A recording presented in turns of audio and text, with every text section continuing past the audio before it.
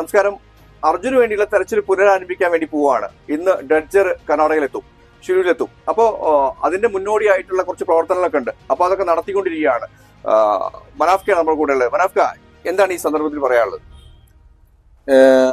60 ദിവസമായി ഇതുവരെ അർജുനെ കാണാതായിട്ട്. അതിന്റെ ഒരു അന്തിമഘട്ടത്തിലേക്ക് എത്തി എന്നുള്ളതാണ് തോന്നുന്നത്. നിരന്തരം പ്രയാസപ്പെട്ട് പല പല കാര്യങ്ങൾ ചെയ്തതിന്റെ അനന്തരഫലമാണ് ഇപ്പൊ ഈ ഒരു ഡഡ്ജർ എത്തുന്നത്.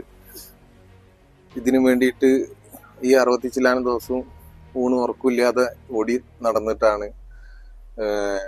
ഒരുപാട് ദിവസങ്ങൾ ബാംഗ്ലൂര് ഹൈക്കോടതിയിൽ പോകേണ്ടി വന്ന്, ശിരൂരിൽ കുറെ കാലം നിന്ന്, ഫാമിലിന്റെ കൂടെ ഈ 2 മാസത്തിനിടയിൽ ആകെ കുറച്ച് ദിവസങ്ങൾ മാത്രമേ നിൽക്കാൻ കഴിഞ്ഞിട്ടുള്ളൂ. ഇത്രയും പ്രയാസപ്പെട്ടിട്ടാണ് പണവും സമയവും ഒക്കെ ചെലവായി